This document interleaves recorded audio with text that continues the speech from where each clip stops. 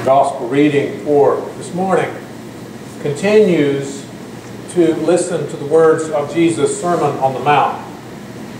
We've been in chapter 5 of Matthew, of the Sermon on the Mount, which extends through chapters 5, 6, and 7 for several weeks now, and we'll have a couple more to go, and we'll never even get out of chapter 5. So it says something about the bulk of teaching that Jesus gives in this one concentrated setting. And last week we heard Jesus speak of how he did not come to call off the law or the prophets, but instead to fulfill them. And that context helps us perhaps understand the reading that we hear today.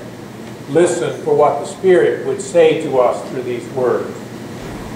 Jesus says, "You have heard that it was said to those of ancient times, 'You shall not murder, and whoever murders shall be liable to judgment.' But I say to you that if you are angry with a brother or sister, you will be liable to judgment.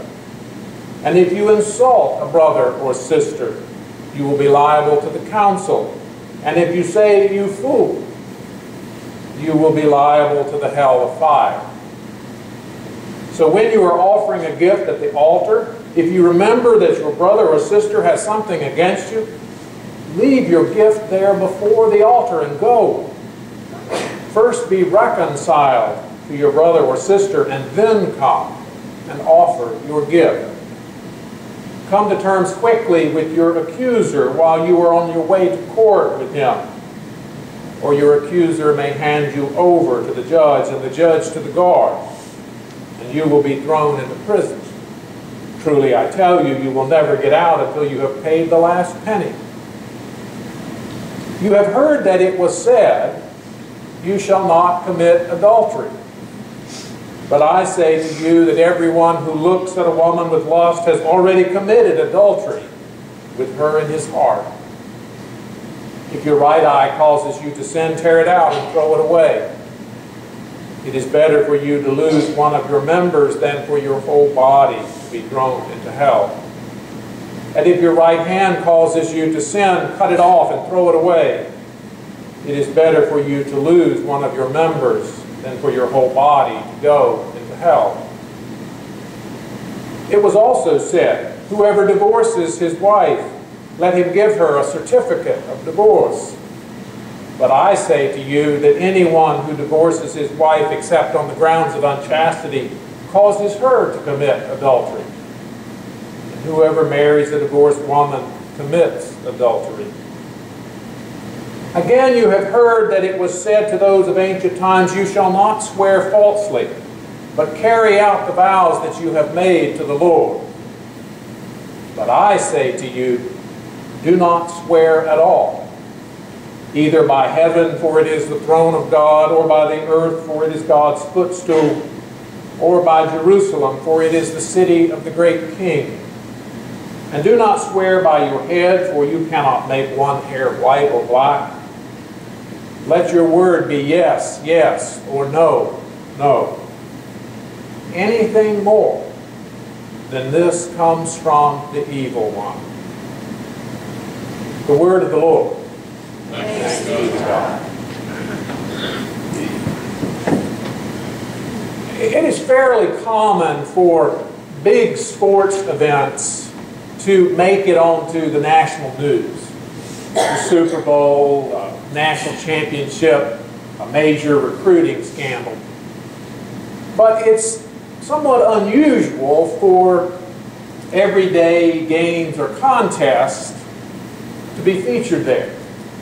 But last summer, an exception occurred when there was news coverage of Derek Jeter, shortstop for the New York Yankees, pretending to be hit by a pitch so that he could get on base. Now, if you missed it, Jeter was at bat against the Tampa Bay Rays. And as he was there and the pitcher wound up and threw the pitch, Jeter squared around to bunt. But the pitch was inside. And so he pulled back and slid his left hand off the bat just as the ball struck the knob at the bat's base. Then Jeter threw the bat and began to shake his hand in pain. The trainer ran out to check his injury. And the umpire awarded Jeter first base, and he trotted down the baseline, still shaking off the pain. Now, replays showed clearly that the ball didn't come anywhere close to Jeter's hand, as he himself later admitted. And this event sparked a debate about whether or not Jeter had pulled off a savvy play or if he was a cheater. And it was this debate that landed Jeter's at-bat on the evening news. Now, to some extent, this debate hinges on what you think about rules. What is their purpose? What are they for? Are rules meant simply to prescribe the limits and the boundaries? Or do they do more? Do they create an ethos? Do they create a way of understanding and seeing things? Those who understood Jeter to be the consummate competitor understood winning to be the only goal and something to be pursued by any means, not explicitly prohibited. While those who thought him a cheater presumed that the rules created something larger than simply winning.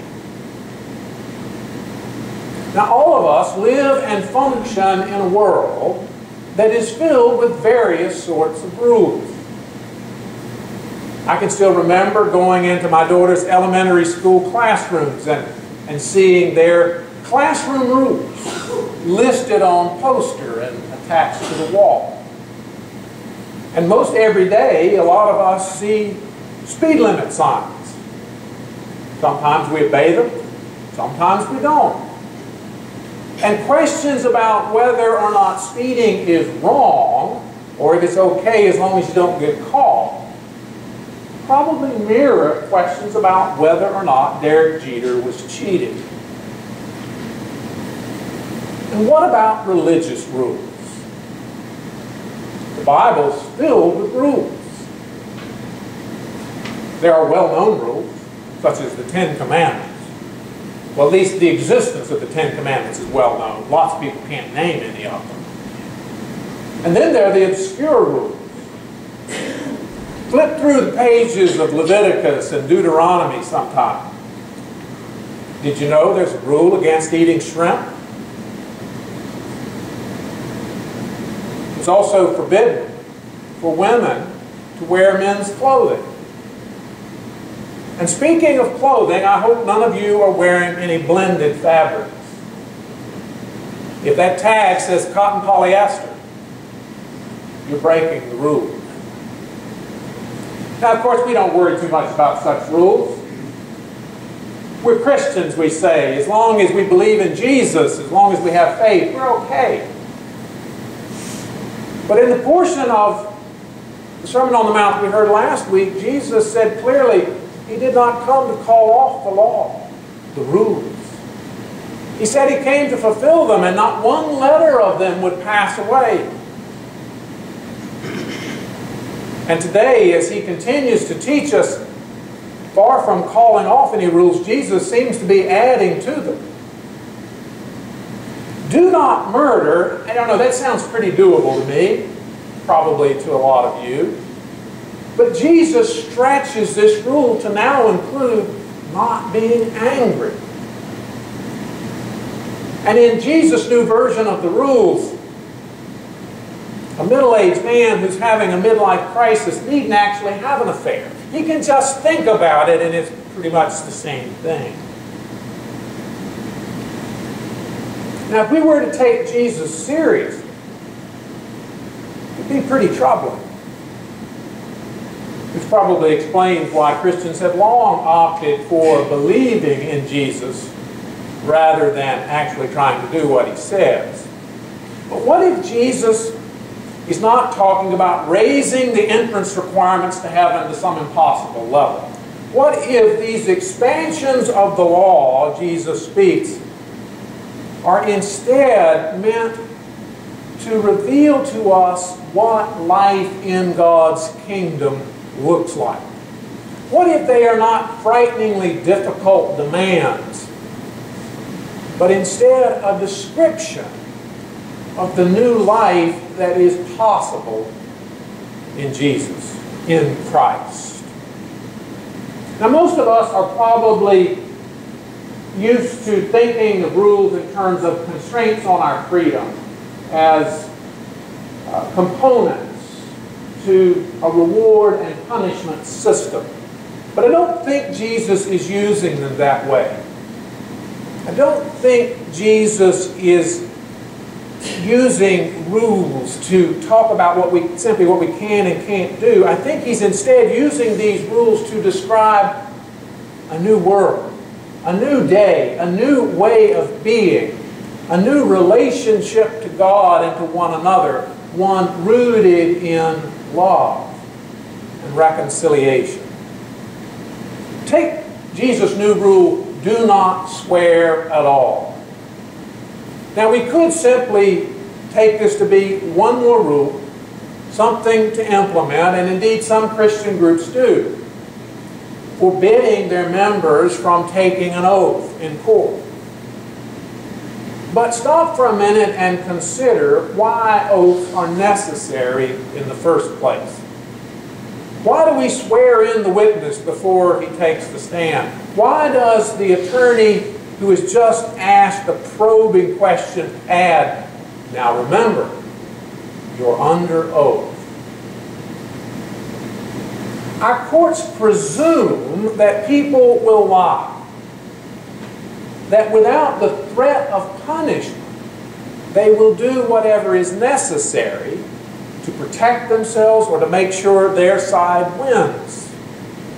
But Jesus imagines an entirely new day, an entirely different world in which our yes is yes and our no is no. In this new world that Jesus imagines, there are no self-serving agendas. There's no need to triumph over others, and so there is no need to lie. And so there is no need for oaths. Rather than trying to pile demands on us, Jesus is describing something wonderful and new. He's describing the life we were created to live, a life that rests so securely in God that it has no need to impress others, to be right, to win, to have what other people have. In this new dominion, this new reign of God, people would stand up in the middle of the worship service and go, stop, stop. I need to reconcile with my neighbor. Then we can go back to worship. Imagine that. In this new day that Jesus imagines, relationships with others, the dignity and well-being of others matters more than any wants or desires that I might experience. But it is an imaginary world, isn't it? It could never really exist. Anyone who tried to live by such rules would be chewed up and spit out by the real world. But if the world thinks that the new day Jesus envisions is impractical, foolish, and naive, does that make it so? Being in Christ is supposed to draw us out of the ways of the world, isn't it? Richard Rohr, whose words have become very influential in my own personal spiritual life, writes, "We cannot see what we are never told to look for." And rather than binding us with new rules, I think that Jesus is trying to open our eyes and show us the shape that we in our innermost being are meant for, and even hope for and long for. The new day that Jesus envisions will not emerge because we try harder at keeping the rules. But it can begin to emerge when we open ourselves to Jesus and the Spirit. When we allow God's living presence to touch us deep inside. What Jesus envisions becomes our deepest longing. And that begins to transform us, to transform how we live as individuals and as a faith community. New days never arrive without a vision of them, without a dream. And Jesus cast a dream before us and beckons us to become a part of it. Jesus doesn't bring the kingdom, God's new day, by force or with an army. Instead, He brings it by capturing our hearts and by transforming our vision so that we begin to see and long for and work for what the world cannot see. And as our lives and our mission and ministry show forth this vision, we beckon the world to catch the dream too. All praise and glory to the God who comes to us in Jesus and shows us the hope of a new day. Thanks be to God.